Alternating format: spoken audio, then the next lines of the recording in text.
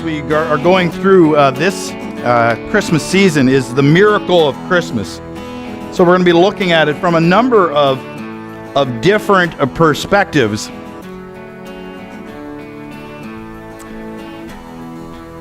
It's so easy to get all wrapped up, no pun intended, in the activity of the season that we miss the miracle of Christmas. And so this Christmas season, we want to spend some time reflecting on the significance of Christ's birth. You know what? I was planning on bringing my phone up with me. I need somebody to get me a stopwatch. Okay, I need everybody's got a phone. Who's going to be first? It's like a game. I got it. What do you need? I need a stopwatch. Okay. And then give. Oh no, John's got it. Oh, John. Okay, so we're going to do an experiment here. Yeah. Okay, so what I want you to do is, I'll keep touching it. Okay, so there we go.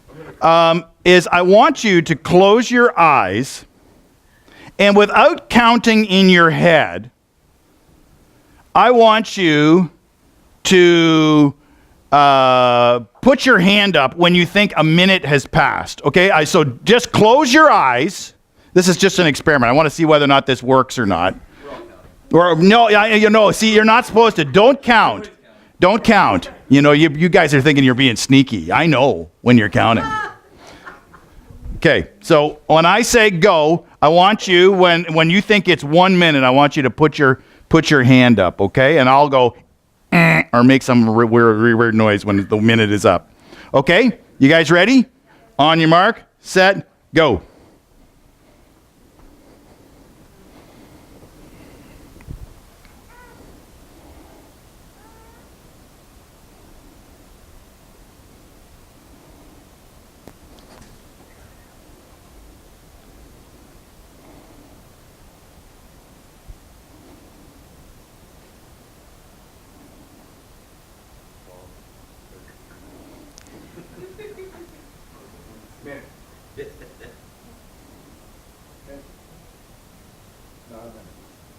Shh, be quiet.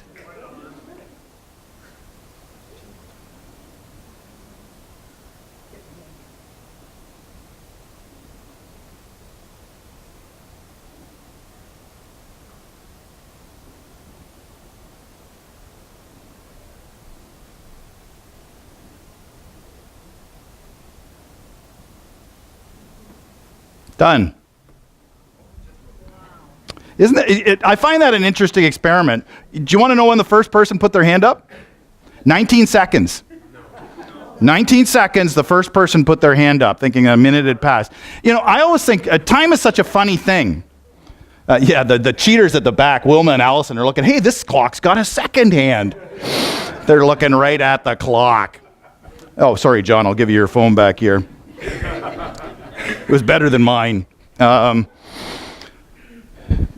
is funny. I remember I did that exercise the first time I went to a time management seminar, and it was shocking how our time awareness, because a minute seems like a very short period of time, right? But at that moment, you realized a minute is quite long. It's actually quite long when there's nothing happening. It's like, oh boy, this is kind of strange. Yeah, exactly. But you ever notice that when you're doing something you really, really enjoy, time just flying? But then sometimes, I remember the first time I ever worked an 8-hour shift in a factory. It was like, oh, when is this ever going to end? Time is a funny thing. Now, as far as Christmas goes, a lot of people have got, anybody do the Christmas countdown that they got it going somewhere? They got an app, something like that. Every day it reminds you. 21 days, 30,240 minutes, 1,814,400 seconds until Christmas. We're going to be talking about the miracle of the moment. The miracle of the moment as far as it goes. Because it's interesting, as you get into the scripture, you find that time was a very significant part of the Christmas story. And so if you're going to follow along, we're going to be looking at two verses from Galatians chapter 4. Galatians chapter 4. Not your typical Christmas passage of scripture, but I want to tell you this. Two verses. Paul sums up Christmas in two verses. Whole deal, two verses. So, you know, the Christmas story is, I don't know, hundreds of verses when you get into Luke. Timing is a significant thing in life. How many of you went out and planted your tomato plants last week? Why wouldn't you plant your tomatoes right now? Well, but what if I really want to get a rush on the season? It's the wrong season. It's not going to happen. If I did it, it would be a waste of time. Why? Timing is significant. Do you paint the outside of your house in January? Do you go swimming in the pond during February? Well, maybe Raina, you went swimming in the pond. Ran right across. But that wasn't even in January. Dead of January, probably you're not going to be jumping in the pond. It was very cold. It was. Your dad put you up to that? If there was anybody that could have made it across, I would have think it would have been Raina. Probably this is not the best time to start your diet right now. There is a right time for such activities. Timing is significant in different ways. You know, in sports, there was such a classic one this week. If you're a follower of the Leafs, it was late in the game, and a player on Edmonton shot it in his own net. Like, you know, it's bad enough to shoot it in your own net, but to shoot it with about 2 minutes left in the third period into your own net, and the game is tied, like, that's the kind of stuff that will haunt you. Man, I bet you that guy didn't sleep that night. I know I wouldn't have been able to sleep. I'm thinking, what a goof. Yeah, he's got a $5 million contract, so it's all good. It's all good. Sometimes timing in our own lives is very significant as well. Yeah, have you ever noticed that,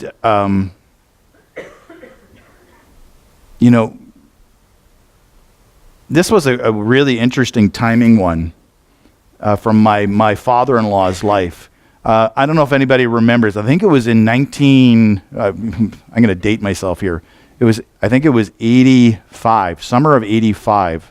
There was tornadoes that ripped through southern Ontario. Particularly went through Orangeville, Mono Mills, Barrie, ripped right through there. And my father-in-law was living in Stayner at the time, and he always did the same thing. He worked in Toronto, and then he drove back. He was driving back, but that day, he had to park in a different parking lot. And so it added about 5 minutes onto his time. And so he happened to hit Barrie, where the old Barrie Raceway was, about 5 minutes later than he normally would have hit it because of being in a different parking lot. If he would have been there 5 minutes earlier, that was exactly when the tornado ripped right through there. The significance of timing. 5 minutes earlier, 5 minutes later, can make a big, big difference. Timing is a very interesting thing. And we want to look at this passage of Scripture because it talks particularly about timing. And this is what it says in Galatians chapter 4, verses 4 and 5. But when the set time had fully come, God sent his Son, born of a woman, born under the law, to redeem those under the law, that we might receive adoption to sonship. This is the whole Christmas story in 1 or 2 verses. The whole Christmas story. And it's interesting because we look at it from that he came at the exact right moment. The exact right moment. Now, from a historical, this is just kind of some historical stuff, which shows you how significant timing was in the Christmas story. There had been a number of kingdoms that had kind of been gone through in historical perspective. The Jewish people were taken into Babylon. There was the Babylonian kingdom, which was taken over by the Medes and the Persians, which was taken over by the Greek Empire, which eventually then was taken over by the Roman Empire. And that's kind of how things unfold. Because the Greek Empire came in, they did something which was very significant. The common language everywhere in the known world at that time became Greek. The New Testaments, which you probably have and around your, was written in the Greek language. It's written in what was called Koine Greek, which was the common Greek of the time, kind of the language of the people. That's what it was written in. And so the Bible was written in that language, and it was able to spread because of a common language. It also made communicating with people much more easy, because before that, groups of people had a difficult time communicating with each other. For the first time in history, the Greek language made it possible that large groups of people from all over the world would be able to communicate with each other. Greek philosophy and culture came into it as well, which really changed the world and made it more gospel ready and gospel friendly as people's thinking began to change. Jesus came at what was called Pax Romana, which is Latin for Roman peace. It was a very peaceful time in many regards. Peaceful in the sense that if you did anything, the Romans would kill you. So it doesn't sound very peaceful, but at that point in time, there was this superficial peace over a large area. And so it gave a perfect opportunity for the gospel of Jesus to be able to spread in a way, and this is why the Apostle Paul is able to make all sorts of missionary journeys and those type of things. And so it's in the midst of that Jesus is born. Romans loved building roads. They built a whole infrastructure which made travel so much easier. Well, if you can imagine, if I said, okay, let's go to Toronto, but I said that 200 years ago, that would have been a significant thing, because 200 years ago, there was no highway between here and Toronto. We would have been, roughing it, taking it, loading stuff in our canoe, trying to get to somewhere. And so the Romans came and they made travel significantly, because they basically went through the whole area and built roads. There are still pieces of the Roman roads all over Europe. So they made it that travel was easy. The point of time and when Jesus came, there was also a huge decline in traditional religions, and so people were considering other things. The Roman gods, the Greek gods, some of these other religious systems were coming to a point where they were in decline, because at that point in time, probably the two of the most major religions in the world right now were born in that same time frame. Christianity, and about 500 years later, Islam came out of that. So there was a decline of religion. Also, and this is probably one of the most interesting things, is that at that point in time, biblical prophecy had been fulfilled. Bible scholars tell us that nearly 300 references to 61 specific prophecies about the Messiah were fulfilled in Jesus Christ at that moment in time. The odds against, and this is really fascinating, this is from Lee Strobel's work, The Case for Christ. He says, the odds against one person fulfilling that many prophecies would be beyond all mathematical possibility. It could never happen, no matter how much time was allotted. One mathematician's estimate of those impossible odds is that Jesus fulfilling all these prophecies, this is what the odds are. 1 chance in a trillion, trillion, trillion, trillion, trillion, trillion, trillion, trillion, trillion, trillion, trillion, trillion, trillion. That's a lot. Astronomical. And so Jesus came at that point. And so here we find Jesus came at the right time. And so when Scripture talks about the fact that when the set time had fully come, you can see God's plan unfolding.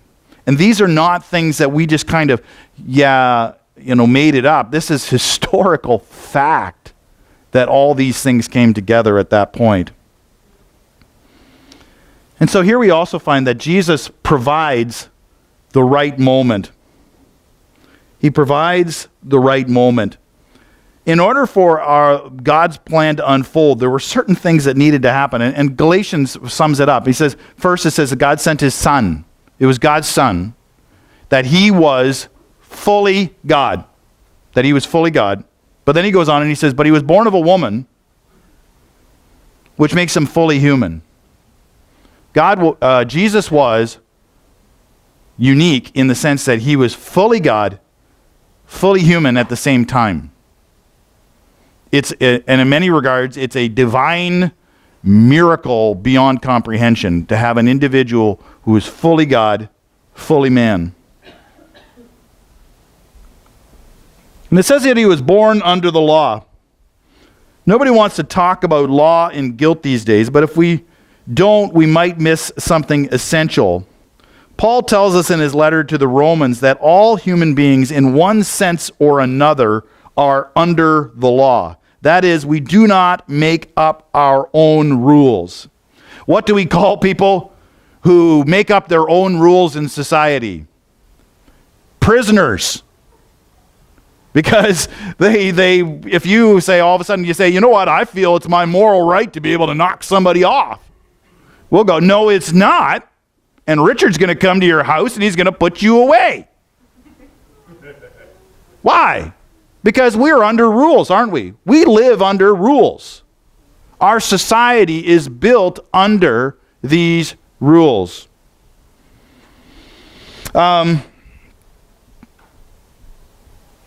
Jews in Paul's time had the revealed law of God, which was called the Torah. And all the other people, the Gentiles, had a sense of God's law written on their heart, something in Scripture called your conscience. Whether it be written in the Torah or under conscience, each and every human being has failed to follow the law, and therefore we suffer condemnation and fear before God. The cycle of knowing what is right and our failure to do it and the resulting guilt is a kind of slavery. Paul calls it slavery under the elemental spiritual forces of the world. That's the verse preceding Galatians 4:3. And from that slavery, we need to be redeemed. A word that means freed from slavery, especially freed by means of someone paying a price. And before we move on, we must acknowledge one wonderful exception to the human experience of failure before the law. Scripture affirms that in his humanity, Jesus Christ was like us in every way, except, Hebrews 4:15 says, he was without sin. He is therefore uniquely fit to play the role of Redeemer, being both divine and human, and yet not himself caught up in this web of sin and guilt. And it says that he came to redeem those under the law. To redeem those under the law. So at that point, when Jesus came to earth, the clock started to tick on Jesus' purpose and plan. Listen to this verse from Mark 10:45. For even the Son of Man did not come to be served, but to serve and to give his life to give his life as a ransom for many. And so here he's saying, I am coming so that I'm coming to redeem you. That's my goal. That's my plan. That's why I'm here on earth, is to be able to redeem. That's his plan, is to give up his life. Not that his life is going to be taken, that he is going to give his life as a ransom for many. Listen to what Paul says in Romans chapter 5. He says, you see, at just the right time, when we were still powerless, Christ died for the ungodly. Very rarely will anyone die for a righteous person, though for a good person, someone might possibly dare to die. But God demonstrates his own love for us in this, that while we were yet sinners, Christ died for us. And so God provides this wonderful moment in time that now extends across a time. That one moment in time, 2,000 years ago, created a moment that now we still feel the impact of that one moment in time. It's crazy. This is one of those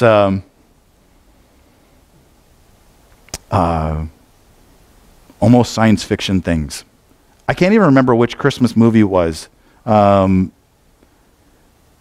But it was one of these movies, made-for-TV movie about Jesus.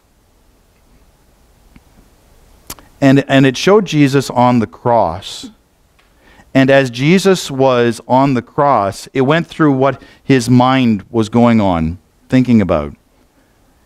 And all of a sudden it showed it showed people throughout history calling on the name of Jesus. And it was just an image for me of what that moment in time. He's 2,000 years ago on the cross. But for you today, if you cry out to Jesus, that moment in time reaches across, and we are forgiven for our sins because of a moment that happened thousands of years ago. That moment still reaches out to us today. And if you're in your seat and you call on the name of Jesus, what's going to happen? You will be saved because of a moment that happened thousands of years ago. Because at the right time, while we were still sinners, Christ died for us. Amen. Amen. Thank you. I thought so too, Susan, but I'm getting tired of yelling at people to shout. It kind of feels like I'm plotting for myself. But it's not for me, it's for God. He creates the right moment. He creates the right moment. And it goes on and it says that we might receive adoption to sonship. That's good. We are adopted into his family. I keep telling my kids they should be excited that I adopted them. Yeah! Yeah! They don't quite get as excited about that. But being adopted into God's family, that's cool. With this concluding phrase, the true purpose of the Christmas story has become clear. Why was God the Son sent? Why did Jesus come? His life, death, and resurrection were for the purpose of setting captives free to be adopted as sons and daughters of God. Now, the sonship that Jesus has is natural and inherent to his person as the incarnate Son of God. But through Jesus, each of us has the opportunity to become a child of God in a different sense, presented here under the wonderful image of adoption. The Gospel of John expresses this thought in a poignant way in chapter 1, verses 11 and 12. With the opening phrase is intended to remind us perhaps of the fact that there was no room for Jesus either in Bethlehem at his birth or in many human hearts. In subsequent history, John writes, "He came to that which was his own, but his own did not receive him." And here's the profound promise of this verse. "Yet to all who did receive him, to those who believed in his name, he gave the right to be the children of God." And Scripture goes on and tells us this. 2 Corinthians 6:2, "I tell you, now is the time of God's favor. Now is the day of salvation. It says this in Romans. This is all the more urgent, for you know how late it is. Time is running out. Wake up, for our salvation is nearer now than when we first believed.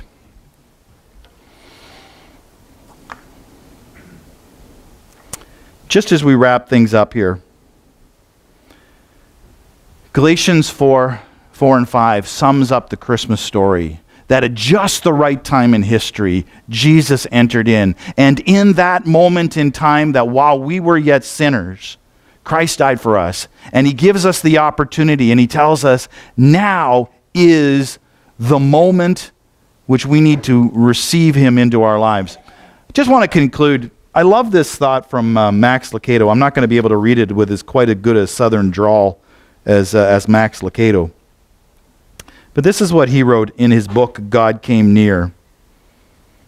I love how he expresses this. He wrote this a chapter and he called it The Arrival. The noise and the bustle began earlier than usual in the village. As night gave way to dawn, people were already on the streets. Vendors were positioning themselves on the corners of the most heavily traveled avenues. Store owners were unlocking the doors to their shops. Children were awaited by the excited barking of the street dogs and the complaints of donkeys pulling carts. The owner of the inn had awakened earlier than most in that town. After all, the inn was full and the beds taken. Every available mat or blanket had been put out to use. Soon all the customers would be stirring and there would be a lot of work to do. One's imagination is kindled thinking about the conversation of the innkeeper as at his family at the breakfast table. Did anyone mention the arrival of the young couple the night before? Did anyone ask about their welfare? Did anyone comment on the pregnancy of the girl on the donkey? Perhaps someone raised the subject, but at best it was raised, not discussed. There was nothing that novel about them. There were possibly one of several families turned away that night. Besides, who had time to talk about that when there was much excitement in the air? Augustus did the economy of Bethlehem a favor when he decreed that a census should be taken. Who could remember when such commerce had hit the village? No, it is doubtful that anyone mentioned the couple's arrival or wondered about the night, the condition of the girl. They were too busy. The day was upon them. The day's bread had to be made. The morning's chores had to be done. There was too much to do to imagine that the impossible had occurred. God had entered the world as a baby. Yet were someone to chance upon the sheep stable on the outskirts of Bethlehem that morning, what a peculiar scene they would behold. The stable stinks like all stables do. The stench of urine, dung, and sheep reeks pungently in the air. The ground is hard. The hay is scarce, cobwebs cling to the ceiling, and a mouse scurries around the dirt floor. A more lowly place of a birth could not exist. Off to one side sit a group of shepherds.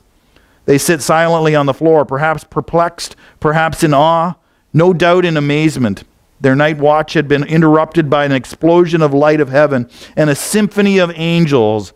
God goes to those who have time to hear him. So on this cloudless night, he went to simple shepherds. Near the young mother sits the weary father. If anyone is dozing, he is. He can't remember the last time he sat down. And now that the excitement has subsided a bit, now that Mary and the baby are comfortable, he leans against the wall of the stable and feels his eyes grow heavy. He still hasn't figured it all out. The mystery of the event puzzles him, but he hasn't the energy to wrestle with the questions. What's important is that the baby is fine and Mary is safe. As sleep comes, he remembers the name the angel told him to use, Jesus.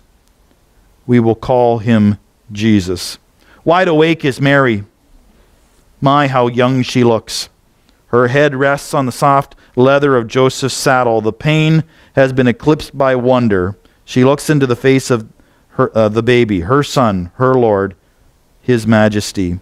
At this point in history, the human being who best understands who God is and what he is doing is a teenage girl in a smelly stable. She can't take her eyes off him. Somehow Mary knows she is holding God. So this is he. She remembers the word of the angel. His kingdom will never end. He looks like anything but a king. His face is prunish and red. His cry, though strong and healthy, is still the helpless and piercing cry of a baby. And he is absolutely dependent upon Mary for his well-being. Majesty in the midst of the mundane, holiness in the filth of sheep manure and sweat, divinity entering the world on the floor of a stable, through the womb of a teenager and in the presence of a carpenter. She touches the face of the infant God. How long was your journey? The baby had overlooked the universe. These rags keeping his warm were the robes of eternity. His golden throne room has been abandoned in favor of a dirty sheep pen, and worshiping angels have been replaced with kind but bewildered shepherds. Meanwhile, the city hums. The merchants are unaware that God has visited their planet. The innkeeper would never believe that he has just sent God into the cold. And the people would scoff at anyone who would tell them the Messiah lay in the arms of a teenager in the outskirts of their village. They were all too busy to consider the possibility. Those who missed His Majesty's arrival that night missed it not because of evil acts or malice. No, they missed it because they simply weren't looking. Life has changed very little in the last 2,000 years, hasn't it? Let's pray together. God, many times the significance and the importance of your coming to earth is lost on us, mainly because we're just too busy to consider it.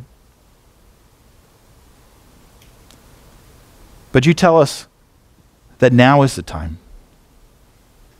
Now is the time that those who call on the name of Jesus and receive you, that you will give them the right, the privilege to be the children of God.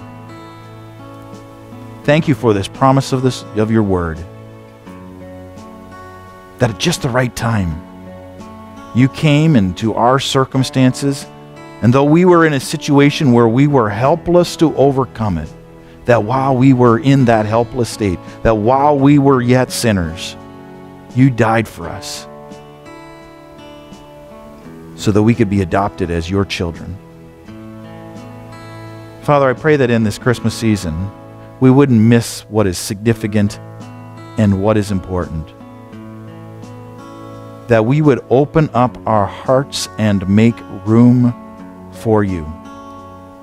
May this be our prayer. May this be our reality. For we ask it in Jesus' name.